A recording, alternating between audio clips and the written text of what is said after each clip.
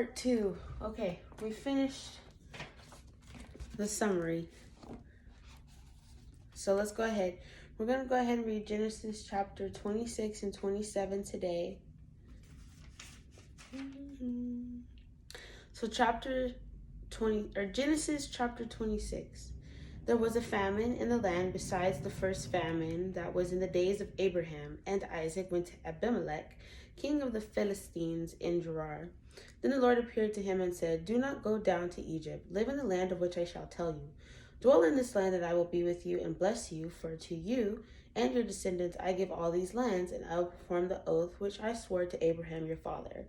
And I will make your descendants multiply as the stars of heaven. I will give to your descendants all these lands, and in your seed all the nations of the earth shall be blessed. Because Abraham obeyed my voice and kept my charge, my commandments, my statutes, and my laws, so Isaac dwelt in Gerar. And the men of the place asked about his wife, and he said, 'She is my sister,' for he was afraid to say, 'She is my wife,' because he thought, lest the men of the place kill me for Rebekah, because she is beautiful to behold. Now it came to pass, when he had been there a long time, that Abimelech, king of the Philistines, looked through a window and saw, and there was Isaac showing endearment to Rebekah his wife. Then Abimelech called Isaac and said, 'Quite obviously she is your wife, so how could you say she is my sister?' Isaac said to him, 'Because I said, lest I die on account of her.' And Abimelech said, 'What is this you have done to us? One of the people might soon have lain with your wife, and you would have brought guilt on us.' So Abimelech charged all his people, saying, 'He who touches this man or his wife shall surely be put to death.' Then Isaac sowed in the land and reaped in the same year 100-fold, and the Lord blessed him. The man began to prosper and continued prospering until he became very prosperous. For he had possessions of flocks and possessions of herds and a great number of servants. So the Philistines envied him. Now the Philistines had stopped up all the wells which his father's servants had dug in the days of Abraham his father, and they had filled them with earth. And Abimelech said to Isaac, 'Go away from us, for you are much mightier than we.' Then Isaac departed from there and pitched his tent in the valley of Gerar and dwelt there. And Isaac dug again the wells of water, which they had dug in the days of Abraham his father, for the Philistines had stopped them up after the death of Abraham. He called them by the names which his father had called them. Also Isaac's servants dug in the valley and found a well of running water there. But the herdsmen of Gerar quarreled with Isaac's herdmen, saying, 'The water is ours.' So he called the name of the well Esek, because they quarreled with him. Then they dug another well, and they quarreled over that one also. So he called its name Sitnah. And he moved from there and dug another well, and they did not quarrel over it. So he called its name Rehoboth, because he said, 'For now the Lord has made room for us, and we shall be fruitful in the land.' Then he went up from there to Beersheba, and the Lord appeared to him in the same night, and said, 'I am the God of your father Abraham. Do not fear, for I am with you. I will bless you and multiply your descendants for my servant Abraham's sake.' So he built an altar there and called on the name of the Lord, and he pitched his tent there, and there Isaac's servants dug a well. Then Abimelech came to him from Gerar with Ahuzath, one of his friends, and Phicol, the commander of his army.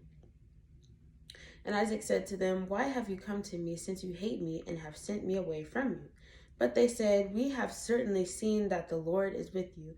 So we said, 'Let there now be an oath between you and us, and let us make a covenant with you, that you will do us no harm, since we have not touched you, and since we have done nothing to you but good, and have sent you away in peace. You are now the blessed of the Lord.' So he made them a feast, and they ate and drank. Then they arose early in the morning and swore an oath with one another. And Isaac sent them away, and they departed from him in peace. It came to pass the same day that Isaac's servants came and told him about well which they had dug, and said to him, "We have found water." So he called it Sheba. Therefore, the name of the city is Beersheba to this day.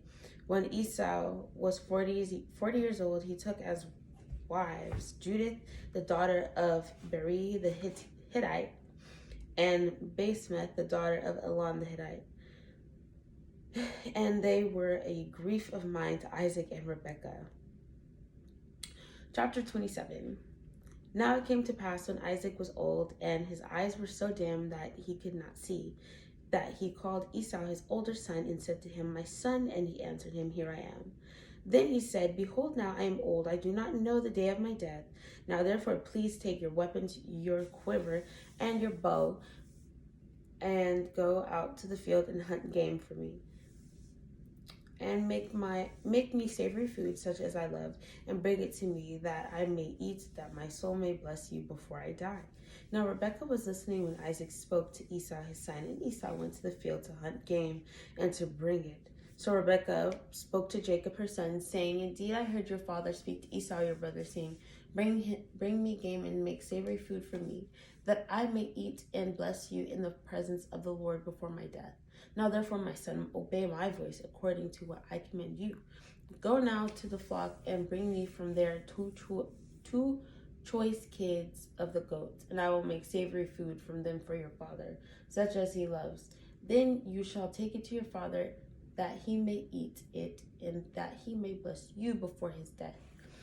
And Jacob said to Rebekah his mother, "Look, Esau, my brother is a hairy man, and I am a smooth-skinned man. Perhaps my father will feel me, and I shall seem to be a deceiver to him, and I shall bring a curse on myself and not a blessing." But his mother said to him, "Let your curse be on me, my son. Only obey my voice and go get them for me." And he went and got them and brought them to his mother, and his mother made savory food such as his father loved. Then Rebekah took the choice clothes of her elder son Esau, which were with her in the house, and put them on Jacob her younger son. And she put the skins of the kids of the goat on his hands and on the smooth part of his neck. Then she gave the savory food and the bread which she had prepared into the hand of her son Jacob. So he went to his father and said, "My father," and he said, "Here I am. Who are you, my son?" Jacob said to his father, "I am Esau, your firstborn. I have done just as you told me. Please arise, sit, and eat of my game, that your soul may bless me." But Isaac said to his son, "How is it that you have found it so quickly, my son?" And he said, "Because the Lord your God brought it to me." Isaac said to Jacob, "Please come near, that I may feel you, my son, whether you are really my son Esau or not." So Jacob went near to Isaac his father, and he felt him and said, "The voice is Jacob's voice, but the hands are the hands of Esau." And he did not recognize him, because his hands were hairy like his brother Esau's hands, so he blessed him. Then he said, "Are you really my son Esau?" He said, "I am." He said, "Bring it near to me, and I will eat of my son's game, so that my soul may bless you." So he brought it near to him, and he ate, and he brought him wine, and he drank. Then his father Isaac said to him, "Come near now and kiss me, my son." And he came near and kissed him, and he smelled the smell of clothing, and blessed him and said, "Surely the smell of my son is like the smell of a field which the Lord has blessed. Therefore may God give you of the dew of heaven, of the fatness of the earth, and plenty of grain and wine. Let peoples serve you, and nations bow down to you. Be master over your brethren, and let your mother's sons bow down to you. Cursed be everyone who curses you, and blessed be those who bless you." Now it happened, as soon as Isaac had finished blessing Jacob, and Jacob had scarcely gone out from the presence of Isaac his father, that Esau his brother came in from his hunting. He also had made savory food and brought it to his father, and said to his father, "Let my father arise and eat of his son's game, that your soul may bless me." And his father Isaac said to him, "Who are you?" So he said, "I am your son, your firstborn Esau." Then Isaac trembled exceedingly and said, Where is the one who hunted game and brought it to me? I ate all of it before you came, and I have blessed him." and indeed he shall be blessed. When Esau heard the words of his father, he cried with an exceedingly great and bitter cry, and said to his father, Bless me, me also, O my father. Said to his father, Bless me, me also, O my father. But he said, Your brother came with deceit and has taken away your blessing. And Esau said, Is he not rightly named Jacob? For he has supplanted me these 2 times. He took away my birthright, and now look, he has taken away my blessing. And he said, Have you not reserved a blessing for me? Then Isaac answered and said to Esau, Indeed, I have made him your master, and all his brethren I have given to him as servants. With grain and wine I have sustained him. What shall I do now for you, my son? And Esau said to his father, Have you only one blessing, my father? Bless me, me also, O my father. And Esau lifted up his voice and wept. Then Isaac his father answered and said to him, Behold, your dwelling shall be of the fatness of the earth, and of the dew of the heaven from above. By your sword you shall live, and you shall serve your brother. And it shall come to pass when you become restless, then you shall break his yoke from your neck. So Esau hated Jacob because of the blessing with which his father blessed him. And Esau said in his heart, The days of the mourning for my father are at hand. Then I will kill my brother Jacob. And the words of Esau, her older son, were told to Rebekah. So she sent and called Jacob, her younger son, and said to him, Surely your brother Esau comforts himself concerning you by intending to kill you.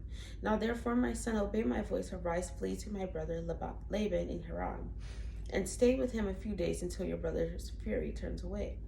Until your brother's anger turns away from you, and he forgets what you have done to him. Then I will send and bring you from there. Why should I be bereaved also of you both in one day? And Rebekah said to Isaac, I am weary of my life because of the daughters of Heth. If Jacob takes a wife of the daughters of Heth, like these ones who are the daughters of the land, what good will my life be to me? We're going to go ahead and read chapter 28 as well.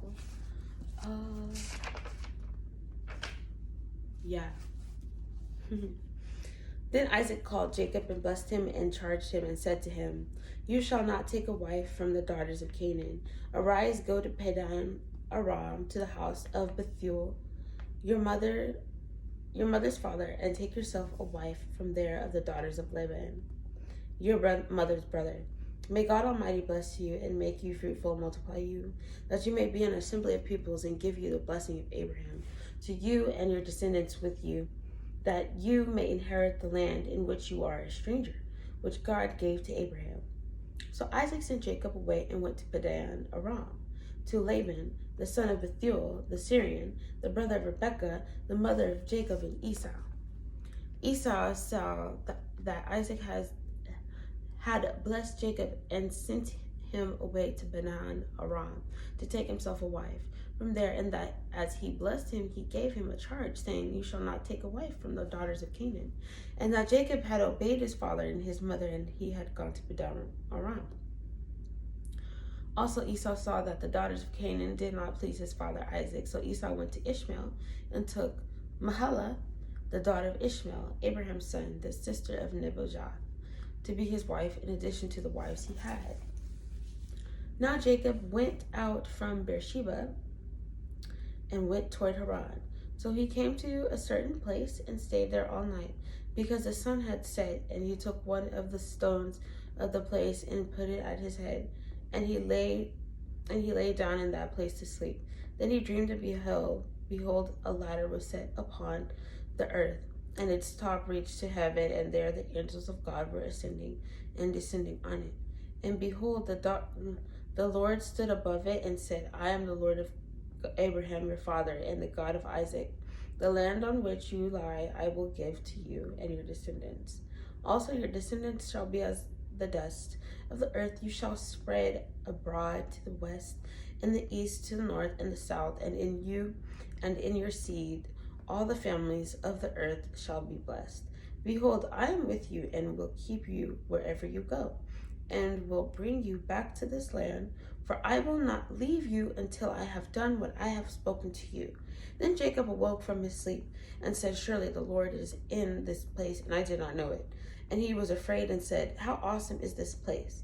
This is none other than the house of God, and this is the gate of heaven." Then Jacob rose early in the morning and took the stone that he had put at his head, set it up as a pillar, and poured oil on top of it. And he called the name of that place Bethel.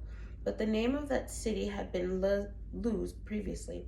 Then Jacob made a vow, saying, "If God will be with me, keep me in this way that I am going, and give me bread to eat and clothing to put on, so that I may come back to my father's house in peace, then the Lord shall be my God. And this stone which I have set as a pillar shall be God's house, and of all that you give me, I will surely be a tenth to you." The summary of Genesis is the first book of the Bible and explains the creation of the universe and life on earth. It includes Adam and Eve, the fall, the flood, and the dispersion of mankind. Then comes the account of Abraham, Isaac, and Jacob, and the origin of God's people of Israel. All right, see y'all next time.